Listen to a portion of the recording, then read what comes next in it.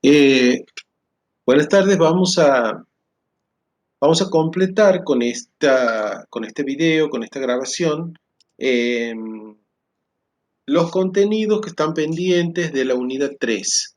Para eso vamos a hacer de recuperar algunos conceptos que habíamos dejado ya planteados cuando hemos dado la clase anterior, y a partir de eso vamos a nuevamente a plantear y a extender un poco más para dar por cerrado el tema de estas unidades, ¿no? Eh, a ver, en primer lugar, bueno, vamos a empezar compartiendo el material con el que vamos a trabajar, ¿no? Eh, bueno, aquí tenemos,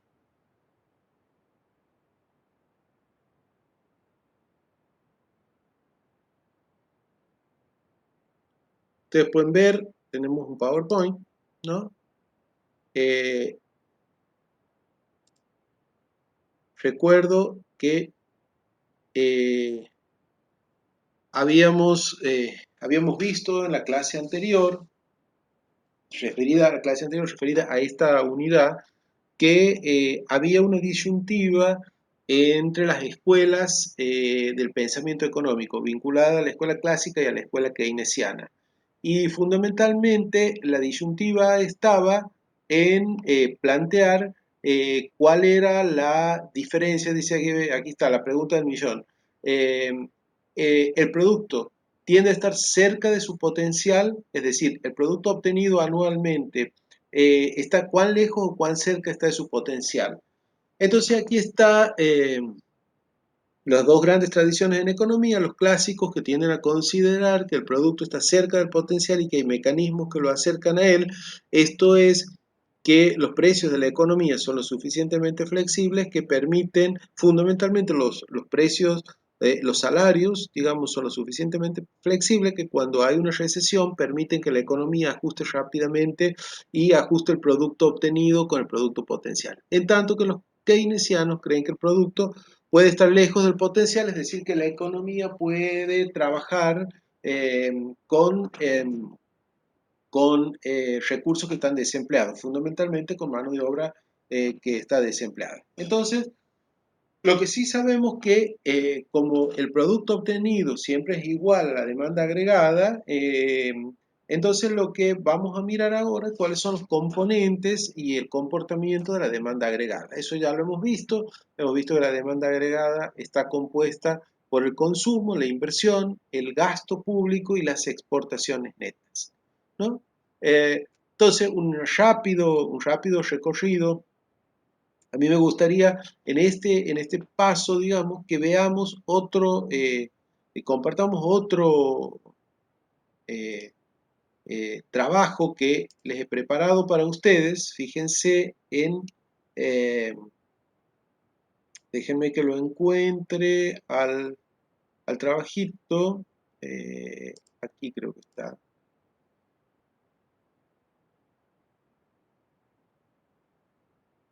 Esta es una hoja de Word.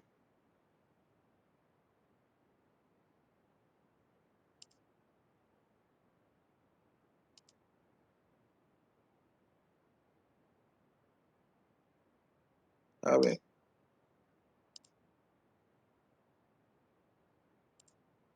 vamos a volver.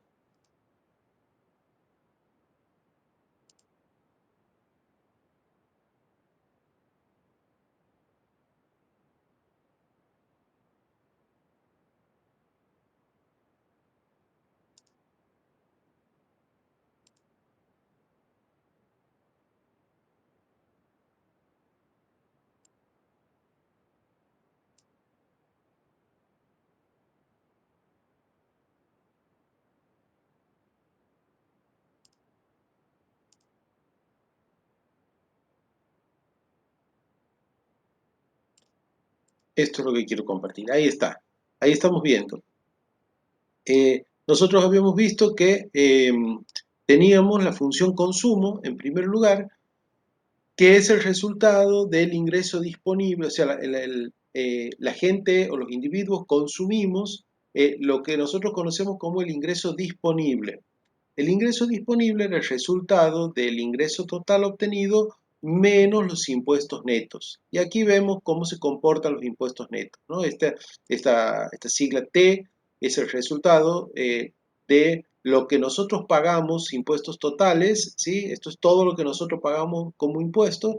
Esto es lo que le queda, la T solita, esto es lo que le queda al gobierno. El gobierno que tiene todo lo que nos cobra a nosotros de impuestos, pero el gobierno también paga transferencias. A ver, hoy por hoy, qué sé yo, la asignación universal por hijo es una transferencia. Por lo tanto, que no tiene una, digamos, una contraprestación en términos de, no es el resultado de que el gobierno paga por algún servicio o por algún trabajo. Es una transferencia, las jubilaciones, la asignación universal por hijo, son transferencias que hace el gobierno sin que haya una contraprestación de trabajo. Entonces, el gobierno se queda con esto, la T, estas son los impuestos netos, es todos los impuestos que cobro menos las transferencias que pagan. En consecuencia, los particulares nos queda para el consumo, ¿sí? Eh, los, eh, eh, los ingresos que obtenemos menos lo que pagamos de impuestos, los impuestos netos que le pagamos al gobierno. Eh, este ingreso disponible, ¿cómo lo usamos nosotros? Lo usamos para dos cosas, básicamente, para consumir y para ahorrar. Todo lo que no esté, todo lo que no lo consumamos, lo ahorramos. Siempre recordemos que consideramos el ahorro como un consumo diferido.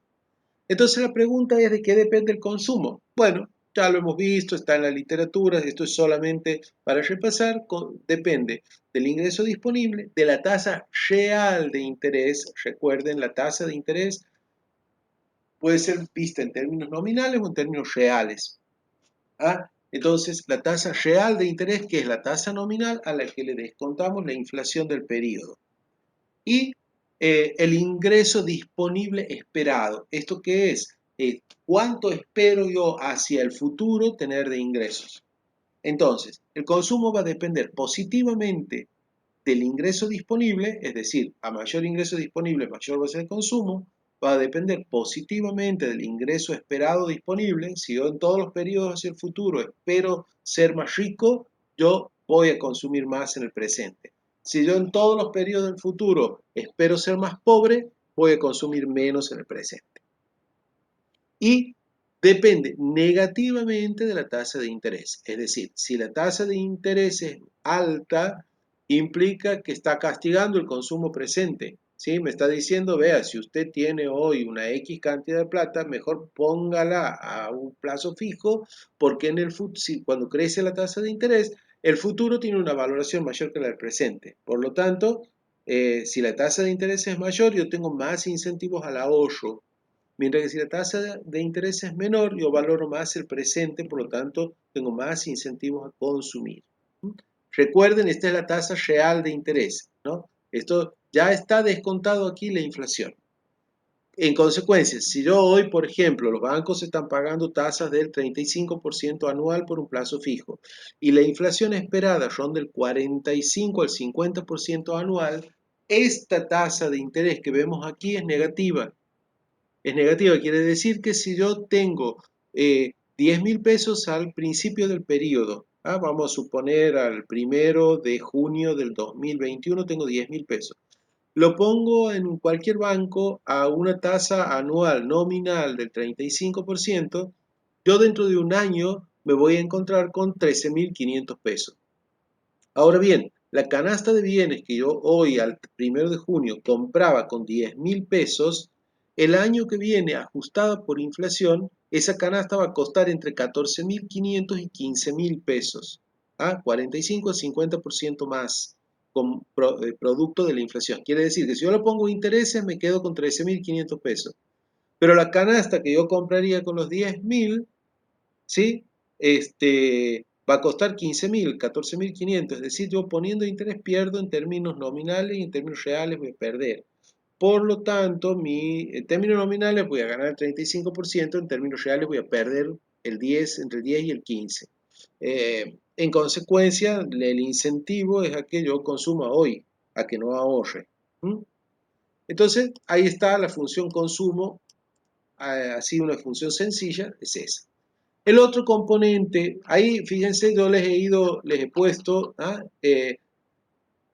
esta parte del capítulo de inversión, además de que de estar en el capítulo, en el texto de, de Brown y Liach, la parte de inversión, también vamos a seguir del texto de, de Mankiw, capítulo 26, ¿no?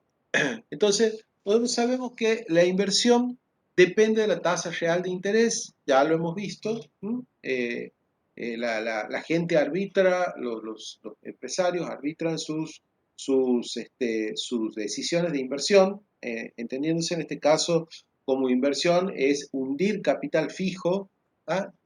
eh, en tanto y en cuanto la tasa de interés sea menor. Si la tasa de interés baja, hay mayor incentivos a la inversión. Y si la tasa de interés sube, la inversión desaloja proyectos de inversión porque es más tentador ir al mercado financiero y poner la plata de interés, el costo de oportunidad del capital. Y depende de la productividad marginal del capital, es decir, depende de cuánto le aporta una unidad adicional de capital al proceso productivo. De nuevo, esta tasa, reitero, aquí está puesto, es la tasa real de interés, y la productividad marginal del capital es un valor físico. Es un valor físico. ¿Cuántas unidades más de lo que yo produzco voy a producir como consecuencia de tener una unidad más de capital? Entonces, la función inversión va a ser el resultado este, de la tasa de interés, de la cual va a depender negativamente de la tasa de interés y va a depender positivamente de la productividad marginal del capital. Ahora bien, fíjense ustedes que la productividad marginal del capital está dada por la función de producción, ¿sí? La función de producción es lo que determina. La función de producción, recuerden, es la relación que tiene cada firma, la relación que cada firma tiene entre los factores productivos, cómo combinan los factores productivos para una dada tecnología y con eso obtiene un determinado nivel de producción.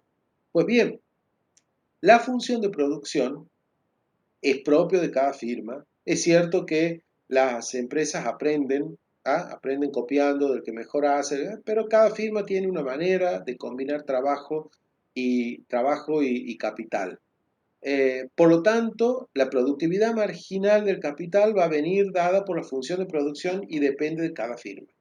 Pero la tasa de interés depende del mercado, ese es el precio del mercado, el precio que el mercado le pone al tiempo o al uso del capital, es el costo de oportunidad del capital. Entonces, nosotros aquí rearmamos, digamos, recuerden, que hacemos los particulares con el ingreso, lo consumimos o lo ahorramos. Entonces la pregunta es, ¿qué destino le damos al ahorro? Que aquí lo que vamos a intentar encontrar es una vía de comunicación entre el ahorro y la inversión. Veamos algunas identidades importantes. Bueno, esta es la función de, y esta es la demanda agregada, lo que tengo aquí, a la derecha. Esta es la demanda agregada. Esto es un equilibrio, esto es una identidad que se cumple siempre.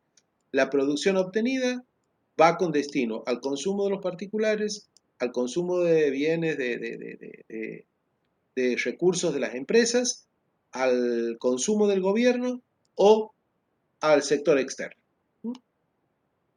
Vamos a empezar de una mirada sencilla, que es suponiendo que es una economía cerrada. Una economía cerrada es aquella que no comercializa con el mundo. Entonces, el resultado, no es que el resultado del comercio exterior sea cero, es decir, todo lo que compro yo es igual a todo lo que vendo, ¿sí? Porque esa sí es una economía que es abierta, con exportaciones iguales a las importaciones. Lo que yo estoy diciendo aquí es que las exportaciones son cero y las importaciones son cero. Yo no comercializo con el mundo.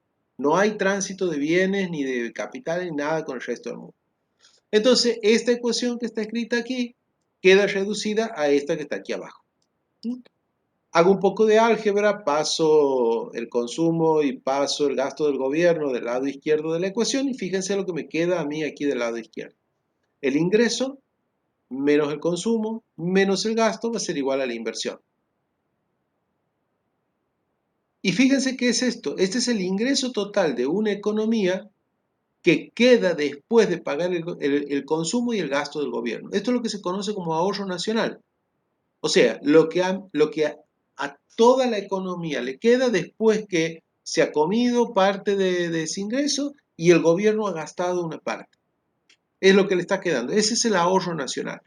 Ese ahorro nacional tiende, no, sino ese ahorro nacional es igual a la inversión. ¿Mm? Fíjense ustedes, entonces me queda que todo esto, estos tres les llamo S, que es el ahorro, ¿sí? Y ese ahorro es igual a la inversión. Aquí le he vuelto a escribir, es esto que está aquí. Y el ahorro es igual al ingreso, al producto, menos el consumo, menos el gasto del gobierno. Hago unas cuestiones de algebraicas, es decir, le sumo y le resto t, o sea, le sumo y le resto los impuestos de este lado de la ecuación. Es decir, la ecuación no cambia porque esto y este se anulan. Está positivo, negativo y se anulan. Ahora yo redistribuyo los impuestos.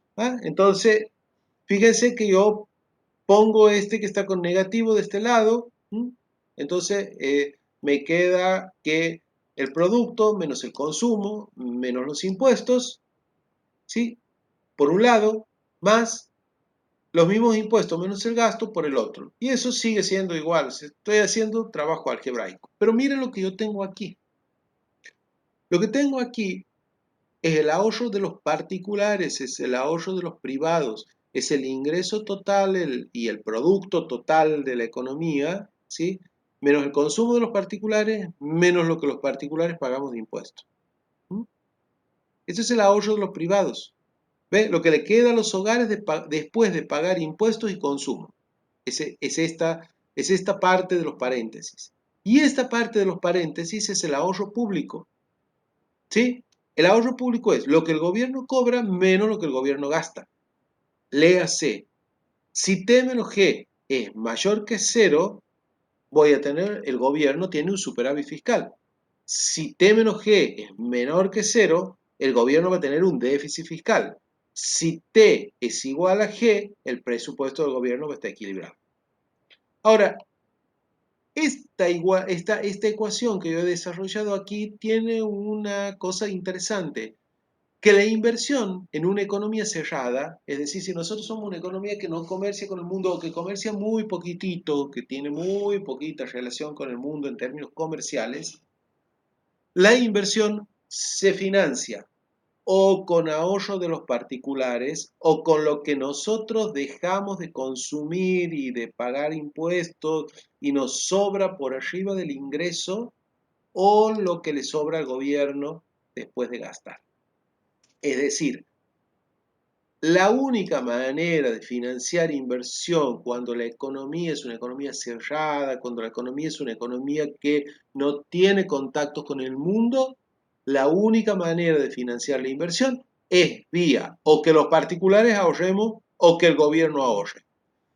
O dicho de otra manera, si el gobierno se zafa, es decir, si el gobierno tiene un gasto que es mayor que los impuestos, es decir, si el resultado de esta operación es negativo, implica que los particulares tenemos que hacer un doble esfuerzo. Tenemos que hacer un doble esfuerzo porque tenemos que ahorrar para financiar la inversión y ahorrar para darle al gobierno.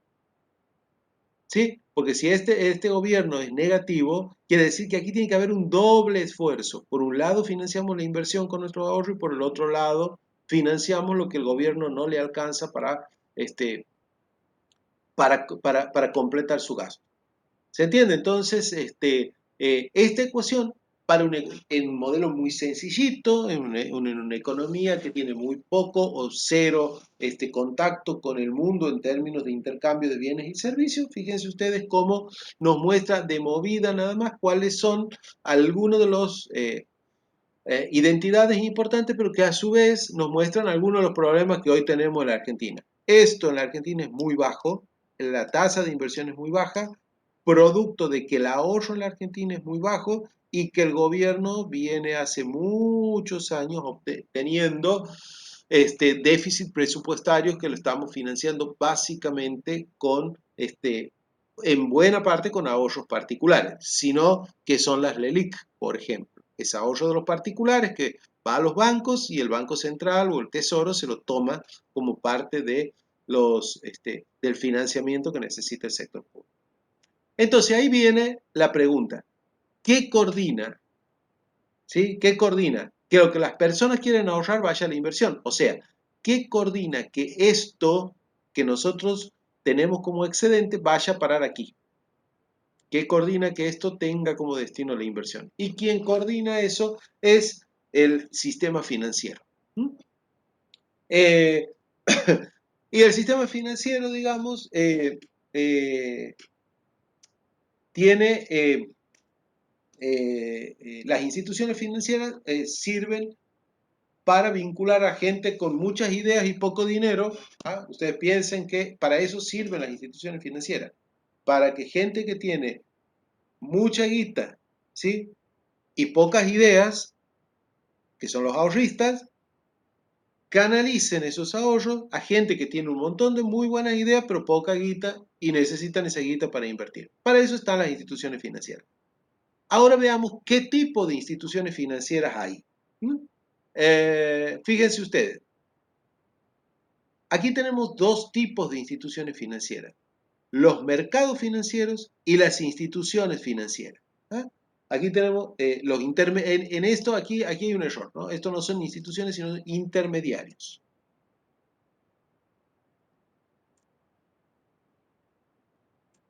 Ahí está, ahí es lo correcto. Intermediarios financieros. ¿No? Entonces tenemos los mercados financieros y los intermediarios financieros. Los mercados financieros son instituciones mediante las cuales los ahorristas proporcionan fondos directamente a los inversores. ¿Ah? En los mercados financieros los ahorristas le proporcionan fondos directamente a los inversores. Y ahí vamos a tener dos tipos de mercados, digamos, dentro de los mercados financieros. Por un lado está el mercado de bonos y por el otro lado está el mercado de acciones. Eh, ¿Qué son los bonos? Los bonos son certificados de deuda de parte de las empresas o de parte de los gobiernos. Los bonos son certificados de deuda. Una empresa emite un bono y sale al mercado y lo vende, implica que lo que va a hacer es anotar en el pasivo de la empresa, digamos, que tiene una deuda y que va a tributar, que tiene que pagarle a quien le compró el bono una determinada tasa de interés en un determinado periodo de tiempo. Entonces, ¿qué tienen los bonos? Tienen básicamente eh, un término, ¿ah? Es el plazo de amortización, un riesgo crediticio. Entonces el bono, piensen ustedes que los bonos de Argentina, que es lo que tienen alto el riesgo país. ¿Por qué? Porque es el riesgo crediticio que el país no pague. Entonces, el riesgo crediticio y otra cosa que tiene el bono intrínsecamente es el tratamiento impositivo. ¿Ah? ¿Qué tratamiento se le da al, este, al bono en términos fundamentalmente del impuesto a las ganancias? ¿No? Eh, entonces, los bonos se pueden diferenciar en esos aspectos. Hay mejores o peores dependiendo de si el bono viene de una empresa o son bonos de empresas, obligaciones negociables, por ejemplo, de las empresas. Si estos bonos o estas obligaciones negociables, hay empresas que son más sólidas y otras empresas que son menos sólidas y por lo tanto difiere uno de otro. El plazo de amortización, algunos son cortos, a 180 días, otros son a 360, otros son a 10 años. Eh, el plazo de amortización depende de cada tipo de bono, de cada tipo de, si es empresa, si son estados, nacionales, provinciales, quién ha emitido el bono. Pero, de nuevo, siempre el bono es un título de deuda. Entonces, una persona, yo tengo un excedente de mis ingresos sobre lo que ya he consumido y lo que he pagado de impuestos, digo, bueno, parte de mis excedentes lo voy a invertir en una obligación negociable de una empresa argentina o en un bono del gobierno de la nación o un bono del gobierno, no sé, de la ciudad de Buenos Aires. Entonces, yo puedo elegir, pero siempre los bonos son títulos de deuda. Eh, Mientras que en el mercado de acciones, a diferencia de del mercado de bonos, las acciones son parte del activo de una compañía. Cuando yo compro la acción de una empresa, yo lo que soy es parte dueño de la empresa en ese pedacito chiquitito de la acción que yo he comprado. Entonces, si la empresa, Aerolíneas Argentinas, sale al mercado y emite vamos a suponer, por el 25% de su capital, emite acciones, este, eh, en consecuencia, eh, emite acciones, vamos a suponer que emite 1 millón de acciones, yo voy a ser dueño de una millonava, es decir, compro una acción, 1 millonava parte del 25% de la empresa. ¿Sí? Entonces, yo compro una acción y eso va a ser un 25%, yo voy a tener propiedad del 25% de la empresa. Entonces, en el mercado de acciones, la acción representa la propiedad de la empresa. Entonces, yo aquí, con los bonos, estoy haciendo financiamiento de deuda, mientras que en el mercado de acciones lo que yo estoy haciendo es financiamiento de capital. Pero estos son los mercados financieros, ¿no?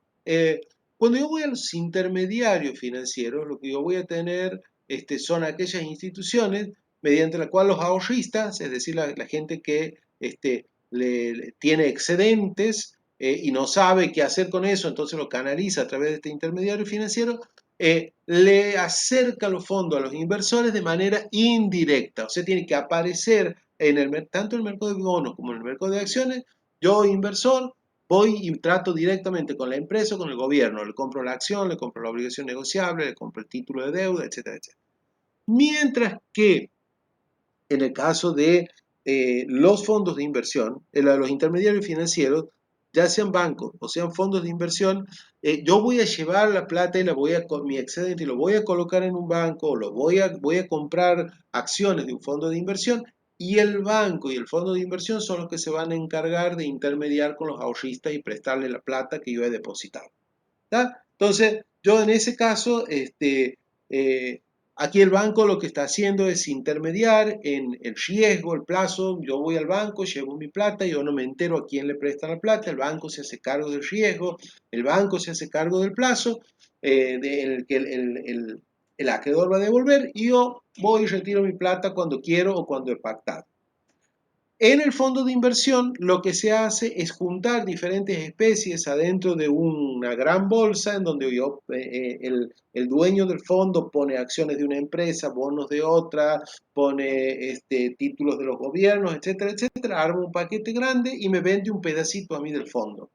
Y después con ese dinero que recauda, ¿será que financia a la empresa comprándole una acción? ¿Será que financia un gobierno comprándole un bono? Etcétera, etcétera. Pero en ese sentido lo que se llama es una inversión de portafolio. Es decir, el portafolio del bono, del fondo de inversión, es el que va a determinar, digamos, qué tipo de acciones, títulos va a tener ahí adentro. Entonces, esta es la manera en donde yo canalizo mis ahorros, ¿no? Entonces, lo que se arma alrededor de todo esto es lo que se conoce como mercado de fondos prestables, ¿no? Son los mercados de fondos prestables. Como todo mercado, tiene que haber alguien que está del lado de la oferta y tiene que haber alguien que está del lado de la demanda. ¿Quién está del lado de la oferta? Bueno, son las personas que tienen excedentes, aquellos que tienen fondos suficientes por encima de sus consumos. Entonces, tengo ingresos por arriba de mi consumo, por arriba de mi pago de impuestos y en consecuencia voy a tener lo suficiente como para ir ya sea al mercado financiero o ir a los intermediarios financieros y depositar ese excedente. La demanda de fondos prestables son los hogares y las empresas que piden prestado para realizar inversiones. Recuerden los hogares, por ejemplo, los particulares, donde realizamos inversiones cuando construimos una casa, por ejemplo. La casa aparece como dentro de las cuentas nacionales como inversión bruta fija en el año que se ha realizado. Y las empresas cuando compran activos fijos, amplían la planta, compran máquinas nuevas, etcétera, etcétera. El precio de la relación entre la oferta y la demanda es la tasa de interés real. Si aumenta la tasa de interés, los préstamos son más costosos y hay más incentivos para ahorrar y menos para invertir. Si disminuye la tasa de interés, el préstamo se hace más barato, hay menos incentivos para ahorrar y más incentivos para invertir. Esta es una, una captura de pantalla del texto de Mankiw, ¿no? Fíjense ustedes, la oferta tiene la forma clásica de una función de oferta, la demanda tiene la forma clásica de la curva de demanda.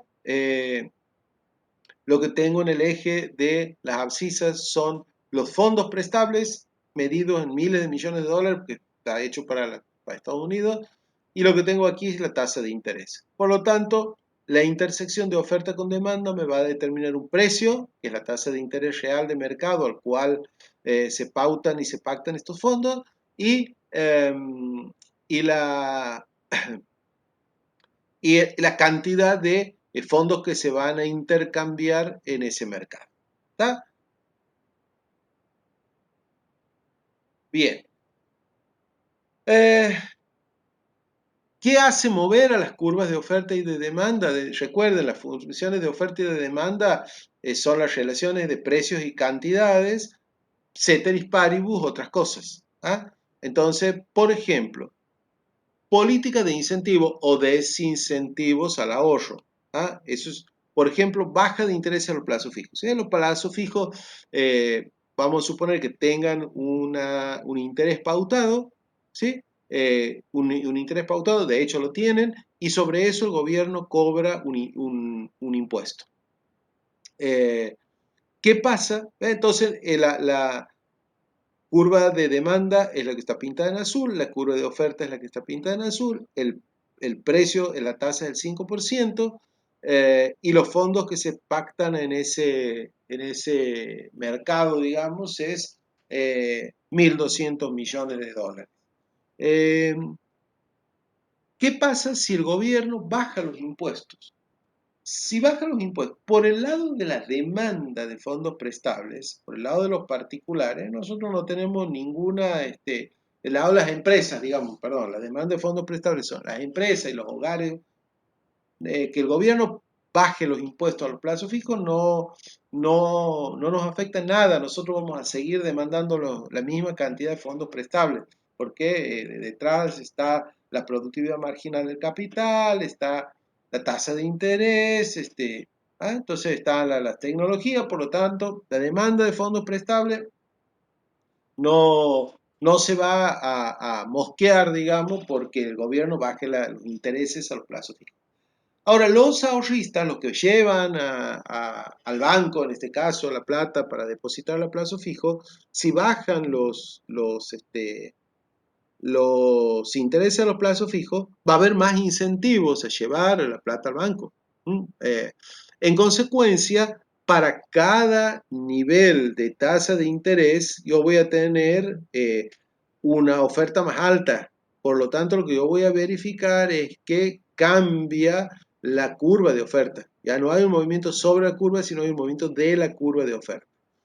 Al cambiar la curva de oferta tengo un nuevo equilibrio. Fíjense ustedes cómo a ese nuevo equilibrio, como va a haber mayor cantidad de fondos prestables, la tasa de interés va a bajar y la cantidad de dinero disponible para prestar fondos va a ser mayor.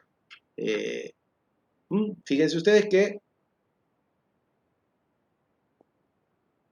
ahí tenemos, digamos, tenemos una intersección de oferta y demanda con un precio, o sea, tasa real de interés más bajo y con cantidades más altas, mayor cantidad de disponibilidad de fondos prestables.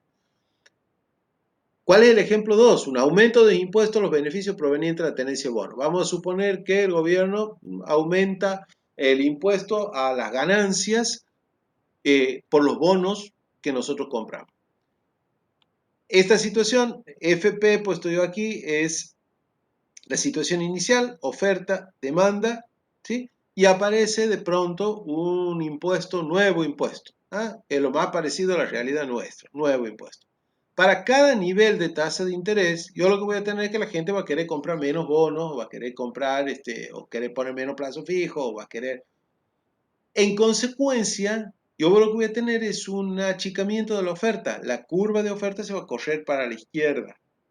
¿Y qué me va a dar por resultado? Un nuevo equilibrio. Un nuevo equilibrio va a tener fondos prestables menores, fíjense, FP' es menor a FP, es decir, yo voy a tener menos fondos prestables y una tasa de interés más alta como consecuencia de eso. La demanda va a seguir siendo la misma, las empresas y los particulares no se ven afectados por el cambio en impuestos a los beneficios provenientes de la tenencia de bonos, pero sí se ve afectada la oferta.